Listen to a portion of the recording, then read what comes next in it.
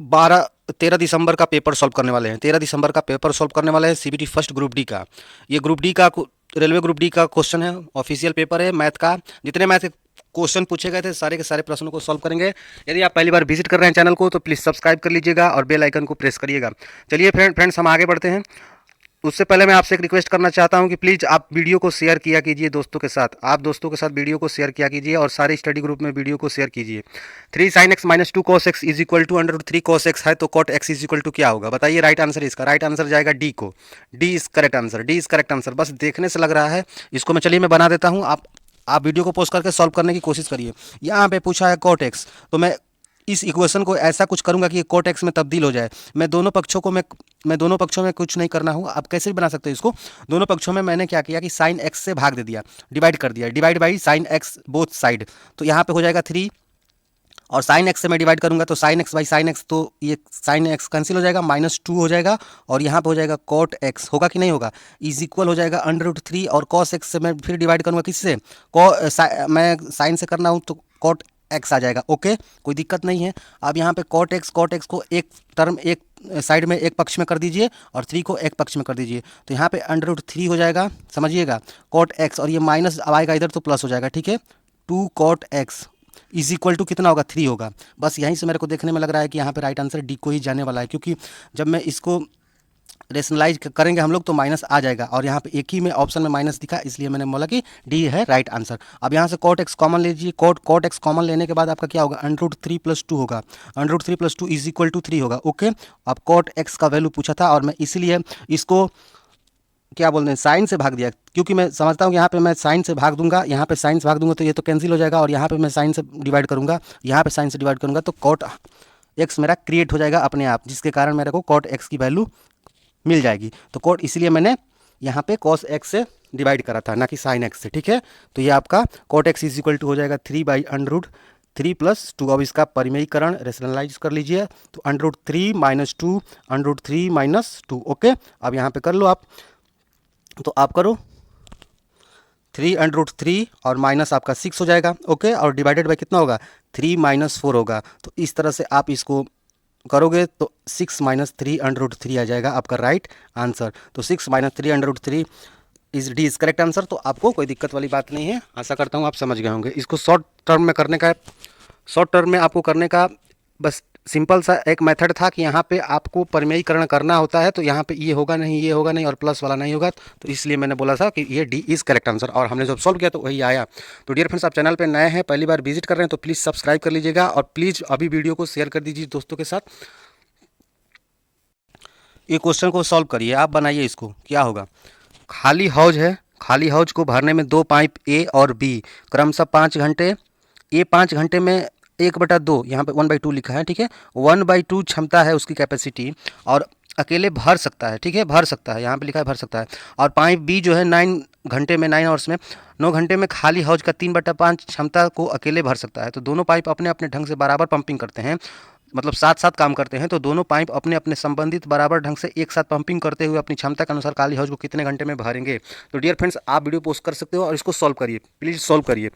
तो चलिए, मैं आशा करता हूं कि आप सॉल्व किए हैं। अब हम लोग इसको बना रहे हैं। मैंने ए लिख दिया यहाँ पे और मैंने बी लिख दिया। बोल रहा है कि ए जो है 5 घंटे में खाली हौज को भरता है, लेकिन 1/2 हिस्सा, ए 1/2 हिस्सा, ए जो है 1/2 हिस्सा 5 घंटे में भर सकता है। तो पूरा का पूरा, अब ये जो है पूरा का पूरा हिस्सा कितने घंटे में भरेगा, तो आप बोलोगे 10 घंटे में। ठीक है ना, देखिए मान लीजिए ये कोई टैंक है और ये टैंक का आधा 1/2 पार्ट हो गया और ऊपर वाला 1/2 पार्ट हो गया। तो ये जो है ये 5 घंटे में भर सकता है, तो ऊपर वाला को भरने में भी 5 घंटे का उसको समय लगेगा, 5 घंटे का समय लगेगा, समझ रहे हैं। तो जब नीचे आधा भाग को 5 घंटे में भरता है तो आधा भाग को जाहिर सी बात है कि 5 घंटे में भरेगा। तो इस तरह से ये 10 घंटे में टैंक को भर सकता है अकेले। और वही बात कर ले बी है, तो बी जो है बी है वो आपका 3/5 भाग जो है 3/5 जो भाग है वो आपका कितना 9 घंटे में आपका कंप्लीट करता है। तो इस तरह से पूरा भाग कितने में करेगा, तो 15 में करेगा। कैसे, तो देखिए 3/5 भाग को 9 घंटे में वो पूरा करता है, तो एक पार्ट को कितने में करेगा, 9 × 5 / 3। जैसे कहने का मतलब है कि अगर एक 1/2 पार्ट को 5 घंटे में कर रहा था तो एक पार्ट को यहाँ से मल्टीप्लाई कर दिया, 5 × 2 / 1 तो 10 आवर आ गया। तो ऐसे ही यहाँ पे मैं 9 × 5/3 कर दूंगा, तो इस तरह से मेरा 15 घंटा हो जाएगा। आप समझ गए होंगे। तो ए इज इक्वल टू 10 आ गया, बी इज इक्वल टू 15 आ गया। तो मैं इसको मिटा रहा हूँ और फिर आप अच्छे से सॉल्व कर लेंगे हम लोग। अगर आपको वीडियो ये क्वेश्चन समझ में आता है तो आप फॉरवर्ड कर लीजिएगा, और मैंने आपसे पहले ही बोल चुका था कि आप बनाइए इसको। ये है 10 घंटे में काम को करता है और बी 15 घंटे में। ये डायरेक्टली ना देके इनडायरेक्टली दिया था, हमने निकाल लिया। अब कह रहा है कि दोनों मिल जाएंगे तो कितने समय में कार्य को पूरा करेंगे। तो ए और बी का एलसीएम निकालिए। यहाँ पे 30 ले लीजिए, एलसीएम कुछ भी ले सकते हो आप। तो यहाँ पे 3 हो जाएगा और यहाँ पे हो जाएगा 2। तो अब टोटल काम हो गया 30, और ए की कैपेसिटी हो गई 3 और बी की कैपेसिटी हो गई 2, दोनों की कैपेसिटी हो गई 5। 5 से डिवाइड कर लो भैया, तो कितना हो जाएगा 6 घंटे में। अगर दोनों मिल जाएंगे तो आराम से टैंक को भर सकते हैं। 6 घंटे में दोनों लोग आराम से भर सकते हैं। इस क्वेश्चन में डायरेक्टली ना देके इनडायरेक्टली दिया था, हमको निकालना था। मैं आशा करता हूँ कि आपको अच्छे से समझ में आ गया होगा। ये जो है 5 घंटे में आधा काम करता है, तो संपूर्ण काम करता है, संपूर्ण कार्य करने में 10 घंटे लेता है। बी जो है 3/5 जो है 9 घंटे में करता है, तो संपूर्ण कार्य करने में 15 घंटे लेता है। दोनों का एलसीएम निकाल दिया तो 60 आ गया, और इसकी कैपेसिटी से मैंने डिवाइड कर दिया। 60 आ गया, कुछ भी ले सकते हो, 30 आ गया। अगर 60 से भी डिवाइड करते हो तो कोई दिक्कत नहीं है, 6 हो जाएगा, यहाँ पे 4 आ जाएगा। तो 60 डिवाइडेड बाई 10 करोगे फिर भी 6 ही आएगा। अगर मैंने 30 लिया था तो वहाँ पे आप डिवाइड करोगे 5 से। यहाँ पे अगर 600 ले, कुछ भी ले सकते हो। यहाँ पे आप मिनिमम आपका उसका एलसीएम लेना पड़ता है, और नहीं तो जैसे मान लीजिए 30 एलसीएम आए तो 30 ले सकते हो, आप 60 भी ले सकते हो, ठीक है। आप 120, आप कुछ भी ले सकते हो, आप 90 भी ले सकते हो। यहाँ पे 600 भी ले सकते हो, 300 भी ले सकते हो। तो इसमें कोई बड़ी वाली बात नहीं है। आप सब सारी चीज़ों को समझ रहे हैं, मैं रिकॉल कर रहा हूँ आपको। चलिए नेक्स्ट क्वेश्चन देखते हैं डियर फ्रेंड्स। इस क्वेश्चन को आप वीडियो को पॉज करिए और सॉल्व करिए, पॉज करके सॉल्व करिए। एक बार वीडियो को दोस्तों के साथ शेयर कर दिया कीजिए। आप लोग शेयर करना भूल जाते हैं, तो मैं आपसे रिक्वेस्ट करता हूं कि प्लीज़ वीडियो को शेयर किया कीजिए। बहुत मेहनत लगता है, एक एक क्वेश्चन को चूज करना पड़ता है, एक एक क्वेश्चन को आसान नहीं होता है एडिट करना, बनाना, रात को वीडियो लेक्चर शूट करना, अपलोडिंग करना, एडिट करना, आप सारा का सारा काम करना पड़ता है। 3-4 लोग इसमें कम से कम इन्वॉल्व हैं। तो प्लीज़ आपसे मैं रिक्वेस्ट करता हूं कि आप मनोबल को बढ़ाइए, और दोस्तों के साथ वीडियो को अच्छा लगता है, आपको पसंद आता है आपको। और अभी देखिए रेलवे का एग्ज़ाम भी होने वाला है, तो आप तैयार रहिए। कम से कम इतना तो कर सकते हो। कम से कम एक डेट तो आया कि हाँ ये होगा वो होगा। हम लोग इतना मेहनत लगे हुए थे तो कुछ तो रिजल्ट मिला, और ऐसे अगर मिल के लगेंगे तो कोई भी काम कर सकते हैं हम लोग। तो प्लीज़ आप दोस्तों के साथ वीडियो को शेयर किया कीजिए, बहुत एफर्ट लगता है। एक सीढ़ी गली की तरफ भूमि से 28 मीटर ऊपर खिड़की तक पहुंचता है, और इसके जो पैर है फुट है, एक बिंदु पर रखते हुए सीढ़ी को 45 मीटर का। देखिए क्वेश्चन को बस पढ़ने से क्लियर कट हो जा रहा है कि कोई एक चौड़ा सड़क है, चौड़ा सड़क है, और एक सीढ़ी है, जो कि सीढ़ी मान लीजिए मैं यहाँ पे सीढ़ी लगा दिया, ऐसे सीढ़ी लगा दिया गया, ठीक है। ये सीढ़ी लगा दिया गया, तो ये मेरा सड़क है, ये मेरा टोटल ये सड़क है, रोड है, ठीक है। तो अब जो है यहाँ पे कोई खिड़की है, तो यहाँ से कुछ ऊंचाई हो गया खिड़की का, ये खिड़की का ऊंचाई हो गया। और बोल रहा है कि एक और खिड़की है। तो ये जो अब क्या बोल रहा है, कह रहा है कि सीढ़ी जो है 53 मीटर का है, सीढ़ी जो है 53 मीटर का है, ओके। सीढ़ी जो 53 मीटर का है, और एक गली सीधी सीढ़ी गली की एक तरफ 28 मीटर ऊपर एक खिड़की है। ये 28 मीटर इसका लंबाई हो गया, ऊंचाई का। इसके बाद इसके पैर एक बिंदु पर रखते हुए 45 मीटर ऊंची खिड़की। अब इससे भी कोई बड़ी खिड़की है, यहाँ पे मान लीजिए यहाँ पे कोई खिड़की है। अब ये वाला जो हाइट है डियर, ये वाला जो डियर फ्रेंड्स हाइट है वो कितना है मेरा 45 है, समझिएगा। ये 45 है। अब इसी सीढ़ी को यहाँ पे लगा दिया गया, तो सीढ़ी का तो लंबाई यहाँ पे 53 था, तो यहाँ पे भी 53 ही होगा। तो समझ रहे हैं। अब बोल रहा है कि बताइए रोड का जो चौड़ाई है कितना होगा। तो ये बताइए यहाँ पे 19 डिग्री का एंगल बन रहा है। तो यहाँ पे अगर 53 है, यहाँ पे ये 45 है, यहाँ पे ये 53 है, यहाँ पे 28 है। तो ये वाला जो होगा 28 होगा कि नहीं होगा, बोलिए होगा कि नहीं होगा। ये 53 है और ये 28 है, तो ये 45 होगा कि नहीं होगा। अब 28 और 45 को आप जोड़िए तो राइट आंसर जाएगा 73 मीटर। 73 मीटर आपको करने की जरूरत नहीं है। आप अगर ट्रिपलेट आपको याद भी नहीं है तो आप ऐसे भी लगा सकते हो। इसी क्वेश्चन में ही वो ट्रिक छुपा हुआ है। मैं फिगर बना के आपको समझा रहा हूँ, आप समझने की कोशिश करिएगा। ये कोई रोड है, ये एक खिड़की हो गया, और ये कोई दूसरा खिड़की हो गया। ये जो है 53 मीटर का है, ये भी 53 मीटर का है, और ये जो है आपका 28 मीटर का है, और ये वाला जो है ये 45 मीटर का है। तो ये 28 मीटर यहाँ पे आ जाएगा, समझिएगा, और ये 45 मीटर यहाँ पे आ जाएगा। अगर ट्रिपलेट थोड़े समय के लिए मानता हूँ कि आपको दिमाग में नहीं है, तो क्योंकि ये बॉन्डिंग होता है कि मतलब कर्ण स्क्वायर इज इक्वल लंब स्क्वायर प्लस आपका बेस स्क्वायर होता है। तो यहाँ पे ये सेटिस्फाइड, ये फॉलोड करना ही पड़ेगा इनको। तो इस तरह से मेरा राइट आंसर जाएगा 73 इज राइट आंसर। समझ रहे हैं ना। चलिए ओके। तो फ्रेंड्स क्वेश्चन आपके सामने है, प्लीज़ इसको सॉल्व करिए।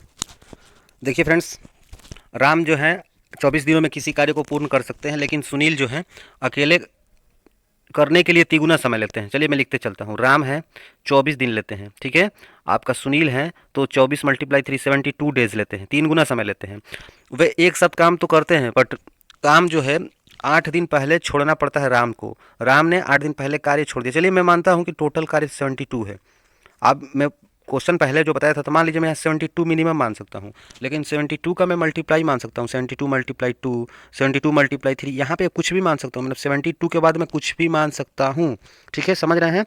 तो मिनिमम 72 मैंने लिया यहाँ पे, आपको बस मैं यही समझाना चाह रहा था उस क्वेश्चन वाले में, जो कि राम सुनील, आप समझ गए होंगे, ज़्यादा बात नहीं करते हैं। यहाँ पे 72 होगा, टोटल वर्क डियर फ्रेंड 72 होगा। ठीक है, तो यहाँ पे आपका 3 इफिशियंसी हो गया राम का, और जो सुनील है उसकी इफिशियंसी 1 होगा। अब इत्तेफाक से राम को कार्य छोड़ना पड़ता है 8 दिन पहले, तो चलिए ये जो है राम कार्य छोड़ दिया, और कौन किया? तो सुनील का करेगा। तो सुनील का 8 दिन का कार्य कितना होगा? तो यहाँ पे मल्टीप्लाई 8 कर दो, 8 कार्य को सुनील एक्स्ट्रा करता है, तो टोटल 72 कार्य था, 8 कार्य सुनील अकेले कर रहा, तो कितना कार्य आपका अभी कितना कार्य आपका बचेगा? तो 64 कार्य बचेगा। अब ये 64 कार्य को 8 दिन तो अकेले किया, सुनील ने अकेले 8 दिन कार्य कर चुका है। अब इस 64 काम को, 64 काम को दोनों लोग मिलकर करेंगे, तो ये 3 काम करता है राम, और सुनील जो है 1 काम करता है, तो टोटल कितना काम हो गया? 4। तो यहाँ से डिवाइड करोगे तो कितना होगा भैया? 4 और 16 डेज। अब क्या बोल रहा है? 16 दिन। अब शुरुआत से ही काम पूरा करने के लिए दोनों द्वारा किए गए दिनों, अब दोनों द्वारा कितना समय लगता है? तो 16 डेज तो होगा नहीं, टोटल समय, टोटल टाइम पूछा है, तो यहाँ पर राइट आंसर जाएगा 16 + 8 यानी कि 24 इज राइट आंसर। तो इस तरह से मेरा सी को जाएगा आंसर। आपको एकदम क्लियर कट हो गया होगा कि ये क्वेश्चन क्या बोल रहा है, तो आपको समझ में आ गया होगा। ठीक है, यहाँ पे भगता है राम, तो राम के जगह पे कार्य करता है सुनील, और 8 दिन एक्स्ट्रा करता है, तो 8 कार्य कर लेता है, तो 72 - 8 कर दिया, 64 आ गया। और 64 कार्य को दोनों लोग मिलकर करेंगे, वो भी 4 दिनों में, तो यहाँ पे 16 दिन तो दोनों लोग मिलकर काम किया। लेकिन ये जो है आपका जो राम है वो तो भाग चुका था, राम जो है आपका भाग चुका था, राम भाग गया था, तो उसकी जगह पे सुनील ने 8 दिन काम किया और दोनों ने 16 दिन काम किया। तो इस तरह से मेरा 8 + 16 = 24 डेज में वो पूरा टोटल कार्य हमारा क्या हुआ? कंप्लीट हो गया। आशा करता हूँ आपको अच्छे से समझ में आ गया होगा। ये बनाइए इस क्वेश्चन को, एकदम सिंपल क्वेश्चन है। देखिए यहाँ पे प्लस है और ये सारा माइनस है, माइनस वाले को एक तरफ, प्लस वाले को एक तरफ, प्लस वाला यहाँ पे 0 बढ़ाते जाओ, कितना भी बढ़ा दो कोई दिक्कत नहीं है भैया। ठीक है, 0.16 हो गया, यहाँ पे 0.0, आप कैसे भी इसको बना सकते हो। आप, ये आपके ऊपर डिपेंड करता है, आपके आईक्यू लेवल पे ये डिपेंड करता है कि आप इसको कैसे बनाना चाहोगे। तो यहाँ पे अब राइट आंसर जाएगा 1.4224 is right answer, D is correct answer. घटा के देख लीजिए, कोई दिक्कत नहीं है। नेक्स्ट क्वेश्चन देख लीजिए, क्वेश्चन को बताइए। देखिए इसको मैं एकदम ट्रिक से सॉल्व करने वाला हूँ। यहाँ पे देखिए पॉइंट -1/4 होगा, समझिएगा। सॉरी सॉरी सॉरी सॉरी, मैं बता रहा हूँ, रुकिए प्लीज़ ध्यान दीजिए। यहाँ पे क्या होगा? -0.2 में लिख रहा हूँ, देखिए -0.25 है ना, इसको मैं लिख सकता हूँ -1/4, में यही बोलना चाहता था। तो -1/4 इस तरह से ऑप्शन को अब मैं देखूंगा तो मेरा क्या जाएगा। मैं ट्रिक्स अगर सॉल्व करने की कोशिश कर रहा हूँ, ऐसे ही देख रहा हूँ, तो 90 तो होना नहीं है भैया, 90 किसी भी कीमत पे नहीं होगा। और ये जो होता है 45 भी नहीं होगा, क्योंकि 1/√2 हो जाएगा। इस तरह से मेरा राइट आंसर जाएगा 60 डिग्री को, 60 को। कैसे? तो अभी पता चल जाएगा कैसे। देखिए ऐसे, यहाँ पे दिया है 2, ठीक है, okay, cos square x minus sine square x is equal to -1/4 दिया है, कोई दिक्कत। और जो थीटा की वैल्यू है, थीटा जो है, जो आपका एक्स है, जो भी हो, यहाँ पे एक्स हो या थीटा हो या फाई हो, अल्फा बीटा कुछ भी हो, एक्स का जो वैल्यू है 0 और 90 के मध्य में होना चाहिए। और वो कुछ भी हो सकता है, और 0 90 के मध्य में होना चाहिए। तो मैं अगर ऑप्शन से पुट कर सकता हूँ या मैं डायरेक्टली सॉल्व कर सकता हूँ। तो अगर मैं ऑप्शन से मैं यहाँ पे कुछ भी पुट करूँ, अगर मैं 45 रखूँगा, 45 रखूँगा, तो यहाँ पे 1/√2 होगा, बात समझिएगा। और मैं इसका स्क्वायर करूँगा तो 1/2 आएगा, और ऑप्शन में मेरा यहाँ 1/4 है। तो इसी बेस पे मैं बोला कि 60 होगा। अब आपका क्वेश्चन होना चाहिए कि सर 30 डिग्री रखेंगे तो 1/2 तो होगा, ठीक है, 1/2 रखोगे भैया, फिर इसका स्क्वायर करोगे तो 1/4 होगा। तो 1/4 होगा, तो यहाँ पे फिर 2 है, तो यहाँ पे जब 2 का मल्टीप्लाई 1/4 करोगे तो यहाँ पे कट के 2 हो जाएगा। इस तरह से क्या होगा? इस तरह से, इसलिए मेरा 30 डिग्री भी नहीं होगा। तो आप ऑप्शन से उठा के रखिएगा, देखिए एकदम यही एकदम करेक्ट होगा। तो यहाँ पे 2 और कॉस स्क्वायर 60 कर दीजिए, कॉस स्क्वायर 60, ओके, देखिए आ जाएगा कि नहीं आएगा। और साइन 60 स्क्वायर 60 कर दीजिए। आप वीडियो को अच्छे से समझने की कोशिश करिएगा, तभी समझ में आएगा। जल्दबाजी में, अगर जल्दबाजी करोगे तो नहीं समझ में आएगा। थोड़ा सा तो समझ, धैर्य रखना पड़ेगा, आपको पेशेंस रखना पड़ेगा, तभी समझ में आएगा। तो मैं क्या बोलना चाह रहा हूँ, बातों पे ध्यान देना पड़ेगा। तो हवा में तो बातें हो नहीं रही है, तो हवा में जब बातें नहीं हो रही तो समझने के लिए थोड़ा टाइम देना पड़ेगा। और अब तैयारी कर रहे हो तो जाहिर सी बात है कि समय तो देना पड़ेगा। √3/, कितना होता है? 2, और इसका स्क्वायर कर दीजिए, ओके। और माइनस साइन 60 करोगे तो भैया 1/4 हो जाएगा। क्यों? यहाँ पे अब कुछ तो है नहीं, यहाँ पे मल्टीप्लाई 2 या 4 तो है नहीं, तो अब जो कुछ नहीं है तो इसलिए मैंने इसको लिया। अब समझिए 2 मल्टीप्लाई कितना होगा? 3/4 होगा कि नहीं होगा? और -1/, कितना होगा? 4 होगा। तो इस तरह से मेरा 6/4 और -1/4 होगा, समझिए, ठीक है।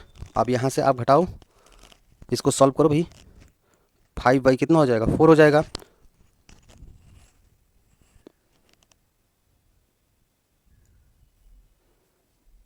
देखिए यहाँ पे सॉल्व करिए।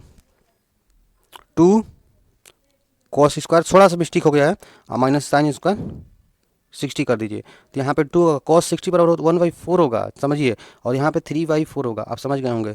तो यहाँ पे 2/4 माइनस 3/4, तो इस तरह से जब सॉल्व करोगे भैया तो क्या होगा बताओ, -1/4 आया कि नहीं। मैं यही बोलना चाह रहा था, मैं यही बोलना चाह रहा था। तो इस तरह से मेरा राइट आंसर जाएगा डी को, 60 डिग्री। आप समझिएगा कि क्या कहना चाह रहे थे हम। वहाँ पर थोड़ा सा हमसे ये मिस्टेक हो गया था कि मैंने कॉस, सिली मिस्टेक था, यहाँ पे मैं 30 का वैल्यू रख दिया था, जो कि मेरा कॉस 60 है। और कॉस 60 इक्वल टू सबको पता होता है 1/2 होता है। तो इस तरह से 1/4 हो गया, मल्टीप्लाई 2 था तो 2/4 हो गया, और माइनस साइन 60 था तो साइन 60 का हो गया 3/, आपका 4 हो गया। स्क्वायर करेंगे तो आ ही जाएगा, कोई दिक्कत वाली बात नहीं है। तो -1/4 होगा, और -1/4 को सेटिस्फाइड करता है। तो इस तरह से मेरा एक्स का जो वैल्यू होगा 60 डिग्री होगा, आप समझ रहे होंगे, ठीक है। तो आप पेशेंस रखोगे तो तभी समझ में आएगा चीज़ें। चलिए नेक्स्ट क्वेश्चन देखते हैं फ्रेंड्स। चलिए इसको सॉल्व करिए, इस क्वेश्चन को क्या होगा इसका बताइए। यहाँ पे डिवाइडेड 4 कर दीजिए, यहाँ से समझ रहे हैं, 3 - 2 कर दीजिए, और 8 + 3 - 2 कितना हो गया, 9। A is correct answer. Okay okay, next solve करिए इसको फ्रेंड्स। क्या बोला, एक व्यक्ति 36 किलोमीटर की दूरी को 2 घंटे में तय करता है। 36 किलोमीटर की दूरी को 2 घंटे में तय करता है, 2 घंटे में, तो 1 घंटे में 18 किलोमीटर चलता है, यानी कि उसकी स्पीड कितना हो गया, 18 किलोमीटर प्रति आवर। और 1 किलोमीटर प्रति आवर बराबर कितना होता है बताओ, 5/18 मीटर पर सेकेंड। और उसको मीटर पर सेकेंड में बोल रहा है, 18 से कटा दो तो आपका राइट आंसर जाएगा डी, 5 मीटर पर second is right answer. Okay, कोई दिक्कत नहीं है। क्वेश्चन क्या बोल रहा था, कुछ नहीं बोल रहा था। 36 किलोमीटर 2 घंटे में, तो स्पीड आपका 18 किलोमीटर प्रति घंटे आ गया। 1 किलोमीटर प्रति घंटे में कितना होता है, 5/18 कितना मीटर प्रति सेकंड। तो 18 से कैंसिल कर दो, 5 मीटर पर second is equal to 18 kilometre प्रति hour. Next question friends, solve करिए फ्रेंड्स इसको, क्या होगा इसका राइट आंसर। तो देखिए फ्रेंड्स, इसका राइट आंसर जो जाएगा ना 75 होगा, ना 78 होगा, ना 80 होगा, 72 होगा। कैसे, तो देखिए क्या बोल रहा है कि 115 मीटर लंबी ट्रेन है, और लंबी ट्रेन है। देखिए ये कोई पुल है, पहले समझिए, ये कोई पुल है और एक ट्रेन है, ये कोई ट्रेन है। आप कह रहा है कि 46 सेकंड में इसको पार करती है, तो ये तो फिक्स है पुल, जो पुल है आपका फिक्स है। अब पुल यहाँ पे फिक्स है और ट्रेन यहाँ से चलने को करा, तो ट्रेन जब चलेगा, ये पुल है आपका, ये पुल जो है आपका फिक्स है। अब ट्रेन यहाँ से चलते चलते चलते चलते आएगा, तो एक ऐसा समय आएगा कि ये ट्रेन हो जाएगा। तो ये ट्रेन हो गया, ट्रेन की लंबाई दे दिया है, ट्रेन की लंबाई 155 मीटर दे दिया है, बोलिए दिया है कि नहीं दिया है। और पुल दिया है 765 दिया, तो दोनों को जोड़ दीजिए, ये टोटल डिस्टेंस हो जाएगा आपका। क्योंकि अगर ये पुल है और यहाँ से एक आदमी चलते चलते इसको पार करता है, तो वो पुल के बराबर दूरी जब पार करेगा तभी, पुल के बराबर दूरी चलेगा तभी इस पुल को वो पार करेगा। लेकिन अगर ये कोई पुल है और यहाँ पे कोई एक ट्रेन है, ये पर्टिकुलर कोई ट्रेन है, ठीक है, और ये ट्रेन यहाँ से चलते चलते इसको पार करेगी, तो पुल प्लस अपनी खुद की लंबाई के बराबर उसको डिस्टेंस कवर करना पड़ेगा। तो इस तरह से ये यहाँ पे आएगी, ये ये ट्रेन है, 2 इसकी बोगियाँ हैं, तो इस तरह से ये पुल की लंबाई और ट्रेन की लंबाई दोनों को ऐड करना पड़ेगा। दोनों को ऐड करके डिवाइड कर दीजिए 46 से, तो आएगा कितना, 20 आ रहा है। और 20 इज इक्वल टू 72 किलोमीटर प्रति घंटा होगा। 18/5 से डिवाइड करोगे भाई तो यहाँ पे 4 हो जाएगा। तो इस तरह से राइट आंसर जाएगा डी को, आप समझ गए होंगे, D is correct answer. Next question, चलो भैया रिपीट कर देते हैं इसको। देखिए कुछ नहीं है, 155 मीटर को जोड़िए और 765 मीटर को जोड़िए, कितना होगा, 0 होगा, यहाँ पे कितना होगा, 2 होगा, यहाँ पे 9, ये दूरी हो गया। तो दूरी और डिवाइडेड बाई समय इज इक्वल टू क्या हो गया, आपका हो गया स्पीड, किस में, मीटर पर सेकंड में। तो 20 मीटर पर सेकंड आ गया कि नहीं आ गया। अब 20 मीटर पर सेकंड को आप किलोमीटर प्रति घंटे में तब्दील करोगे तो 18/5 कर दो, यहाँ पे 5 से 4 हो जाएगा, यहाँ पे 1872 72 किलोमीटर प्रति घंटे की रफ्तार उसकी होगी। अगर कोई आदमी किसी पुल को पार करता है तो पुल की बराबर की लंबाई दूरी तय करेगा। अगर कोई ट्रेन, कोई लंबी वस्तु अगर पुल को पार करती है, किसी भी वस्तु को पार करती है, तो वो उसकी लंबाई, स्वयं की लंबाई और उस ऑब्जेक्ट की लंबाई जिसको पार करती है, दोनों की लंबाई का योग के बराबर होता है। आपको आता है, बहुत अच्छी बात है, फॉरवर्ड करिए, जिसको नहीं आता है उसके लिए था। तो राइट आंसर इसका बताइए, इसको देखते देखते ट्रिक करना है आपको। देखिए नहीं होगा, नहीं होगा, नहीं होगा तो नहीं। देखिए 2, 3, 7 और 8, ये 4 ऐसे नंबर है जो किसी भी संख्या के वर्ग के लास्ट में नहीं आ सकते हैं। तो इस तरह से 2 भी नहीं होगा, 3 भी नहीं होगा, 2 नहीं होगा आपका, 3 नहीं होगा, और उसके बाद से आपका 7 नहीं होगा और 8 नहीं होगा। तो 8 वाला तो मैं कैंसिल कर दिया, 3 वाला कैंसिल हो गया, 2 वाला। तो इस तरह से राइट आंसर जाएगा सी को, सी इज़ करेक्ट आंसर। चलिए इसका राइट आंसर बताइए, ए बी सी डी कौन सा होगा, कमेंट करके बताइएगा आप क्या होगा, ठीक है। नेक्स्ट बताइएगा ज़रूर। सॉल्व करिए क्वेश्चन को, क्या होगा। 56 मीटर 175 मीटर महत्तम समवर्तक है और इसका 7 है, ठीक है। 56 और 175 का जो HCF है 7 है, तो इन दोनों संख्याओं का लघुत्तम LCM बताओ। देखिए 56 है तो 56 को क्या लिख सकते हो, 8 मल्टीप्लाई 7 लिख सकते हो, या यस लिख सकते हो। 175 को क्या लिख सकते हो बताइए, 7 मल्टीप्लाई कितना लिख सकते हो, 7 मल्टीप्लाई 25 लिख सकते हो कि नहीं, लिख सकते हो। इसमें 7 कॉमन है, 7 कॉमन है, तो ये हमारा HCF हो गया। अब कह रहा है कि लघुत्तम समावर्तक बताओ, तो आप इसका लघुत्तम समावर्तक तो आसानी से आप निकाल सकते हो, कोई दिक्कत वाली बात नहीं है, समझ गए ना, तो बस निकाल दीजिए। चलिए इसको सॉल्व करिए। एक टेबल है, 9600 रुपये में बेचने पर 20% का नुकसान होता है, यानी कि 80% का वैल्यू आपको दिया है क्वेश्चन में 96,000। आप 1% का निकाल दो तो आपका जीरो से ये कैंसिल होगा, और 8 यहाँ पे आ जाएगा 120। आपको 120% का वैल्यू, मतलब बेचना है आपको 120% के प्रॉफिट पे, तो 120% का वैल्यू निकालो। 120 मल्टीप्लाई 120 बाई डिवाइडेड बाई कितना होगा 100। ओके, कोई दिक्कत नहीं है। यहाँ पे हो जाएगा 5/6, ठीक है, 6/5। तो यहाँ पे आप डिवाइड करो 2 और आपका 4 मल्टीप्लाई 24 मल्टीप्लाई 6, तो आपका राइट आंसर जाएगा बी को 20 करेक्ट आंसर। ओके, और ये आज हम लोगों का अंतिम क्वेश्चन है, और इसका जो भी क्वेश्चन छूटा है उसको हम लोग नेक्स्ट पार्ट में करेंगे, ठीक है डियर फ्रेंड्स। निम्नलिखित में से √3 का निकटतम अनुमान क्या होगा। आपसे बस रिक्वेस्ट दरखास्त करते हैं, प्लीज़ वीडियो को आप शेयर किया कीजिए दोस्तों के साथ। √3 का निकटतम मान कितना होता है, तो ये रेलवे ग्रुप डी में पूछा था √3 का मान, √2 का मान, तो √3 का मान कितना होगा बताइए। D is correct answer. 1 point रट लीजिएगा इसको, 1.73205081, ठीक है, ये राइट आंसर जाएगा आपको, ठीक है। तो मिलते हैं अगले वीडियो में, अपना ध्यान रखिएगा। जय हिंद, जय भारत।